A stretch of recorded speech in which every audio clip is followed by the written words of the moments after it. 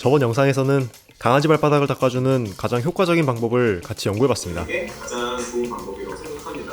그리고 영상에 달린 수많은 댓글들에는 어떤 샴푸를 골라야 하냐는 질문들이 가득했습니다. 패슬랩에서 진행한 설문조사에 따르면 반려동물 세정제 제품 사용 시 가장 걱정되는 부분으로 성분에 대한 우려가 가장 높게 나타났습니다. 그런데 잠깐, 아무리 읽어봐도 무슨 말인지 모를 성분표. 권혁호 수의사님, 좋은 성분과 자극이 적은 샴푸는 어떻게 찾아야 할까요?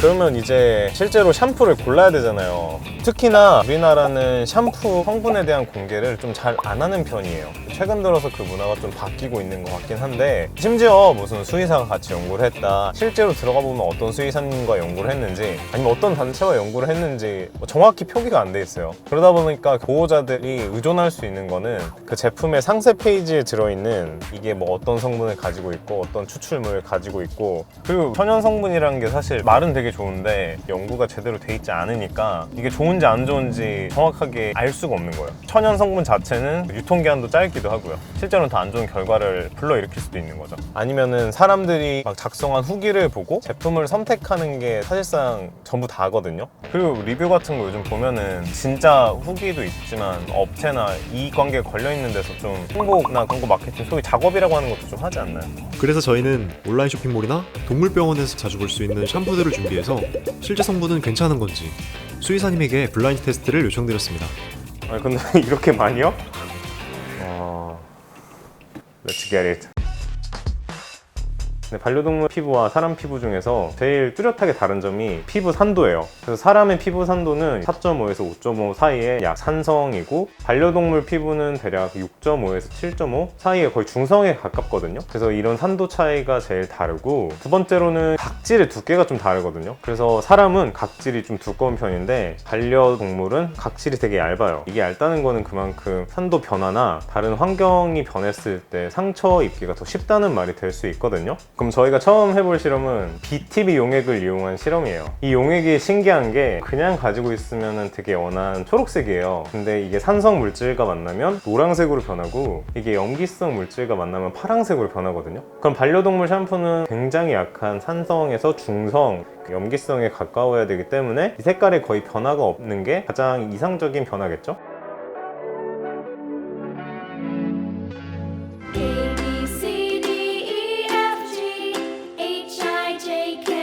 M은 가루네요.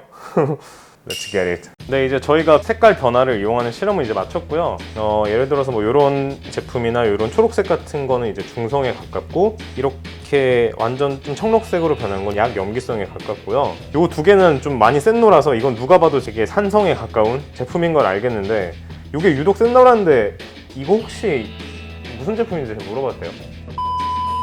와, 미쳤다. 요즘 동물병원에서 거의 주력으로 밀고 있는 제일 유명한 제품인데 좋크네요.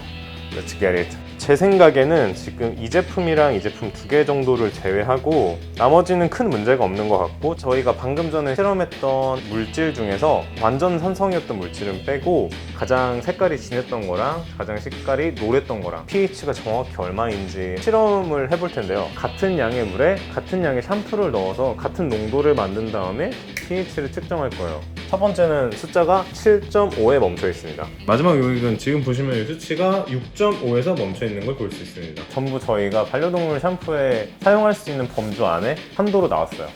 참 다행인 일이죠. 그리고 사실 A랑 L 제품은 사람용 샴푸로 강아지 샴푸와의 산도 차이를 위해 넣어봤지만 큰 차이가 없어 다음 실험에서는 제외하기로 했습니다. 제 샴푸 가져가셨네요. 다음으로 저희는 수의사님에게 남아있는 샴푸의 성분 분석표를 전달드렸습니다.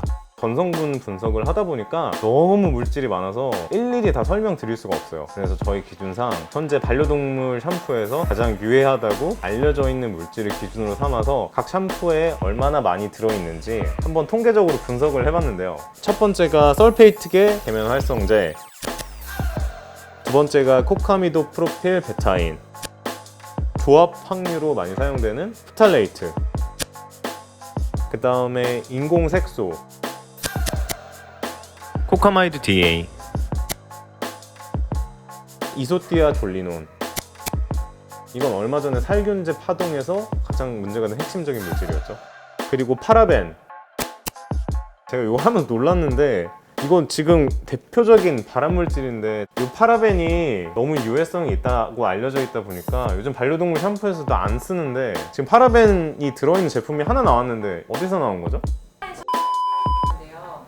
이거 아직도 팔고 있어요. 네. 작은 샵이었나요? 이거 구매한 건데요. 대한민국 탑 펫샵이네요. 충격적입니다. 참담함을 금할 수가 없네요. 지금까지 저희가 한도 실험, 전성분 분석 실험을 통해서 이렇게 3가지 샴푸만 남겼습니다. 제가 지금 설명드린 7가지는 널리 알려진 대표적인 유해 성분이고요. 샴푸에 들어가는 성분이 대부분 화학물질이다 보니까 보호자님들이 선택할 수 있는 판단 기준이 있어야 돼요. 그래서 고기를 잡아주지 말고 낚는 법을 알려드리겠습니다. Let's get it. 저희가 제일 일반적으로 사용할 수 있는 게 EWG라는 등급이 있어요. 예를 들어서 우리나라 화장품 어플 중에 좀 유명한 어플이 있어요. 거기서도 사용하는 게 이 EWG 등급이거든요. 지금까지 연구가 된 모든 화학물질을 바탕으로 등급을 1등급부터 10등급까지 나눠서 1등급은 유해성이 제일 적은 거, 10등급은 유해성이 큰 거, 이거를 이제 표시를 하는 궤도가 있어요. 조금 안타까운 거는 이제 반려동물에 대한 유해성을 제대로 평가할 만한 그룹은 없고 그 기준치가 없기 때문에 어느 정도 사람에 대한 데이터를 반려동물에 사용하는 이제 그런 상황이거든요. WG 등급을 확인할 수 있는 사이트가 있는데 거기 들어가서 내가 산 샴푸에 성분을 하나하나 입력하다 보면 이게 몇 등급이고 얼마나 유해한지 뭐가 문제인지 이제 어느 정도 나오거든요. 근데 여기서 하나 좀 주의하셔야 될 점은 가끔씩 이제 EWG 1등급 아무 해가 없는 게 있어요. 근데 그 밑에 보면은 데이터 등급이라는 조그마한 소분류가 있는데 이게 얼마나 연구가 됐냐 안 됐냐를 표현하는 거거든요. 근데 예를 들어서 데이터 등급이 제한됨, 리미티드 아니면은 없어. 그러면 사실 1등급을 매길 만한 점수의 근거가 부족한 거거든요. 그래서 모든 등급이 다 1등급이라고 좋은 것도 아니고 이 데이터 등급도 확실한지 봐야 되고요. 설령 데이터 등급이 좋고 EWG 등급이 좋더라도 나랑 맞지 않으면 끝이거든요. 그래서 내 반려동물한테 사용해보고 피부병이 생긴다든지 어떻게 거기에 대해서 반응하는지 이런 것들을 한번 주의 깊게 계속 관찰해 보시는 게 굉장히 중요합니다. 근데 이거 진짜 이제 3개 이제 브랜드 말해주면 안 돼요? 촬영 마지막인데. 안타깝게도 제가 직접 사용하고 있던 제품엔 빨간불이 가득했고 아직 정확한 규제가 없는 반려동물 시장에서 좋은 제품을 고르는 일은 생각보다 훨씬 더 어려웠습니다. 그럼에도 불구하고 이번 블라인드 테스트를 통해 반려동물에게 조금이라도 더 좋은 제품을 만들기 위해 노력하고 있는 브랜드 3곳을 새롭게 알 수 있었고 많은 반려인분들께 이 정보를 나누고 싶었습니다. 저희는 테스트에서 좋은 결과를 보여준 3곳의 브랜드에 직접 연락을 하였고 비록 짧은 기간이지만 2주 동안 행사를 진행하기로 했습니다. 반려견 릴라를 위한 연구로 시작해 BDIH 인증까지 받은 독일 릴라러브스잇의 샴푸 센서티브. 가장 안전하고 좋은 성분으로 환경까지 생각해서 만드는 미국의 비건 브랜드 어스베스. 반려견 웅자를 위해 10년 동안 연구하고 서울대와 공동 개발하는 하이포닉의 신제품 파우더 워시. 브랜드들이 반려동물을 생각하는 제품을 더 많이 제작할 수 있도록 페플 프로젝트는 그런 브랜드들과 좋은 문화를 더 많이 찾아낼 수 있도록 많은 관심과 응원 부탁드립니다.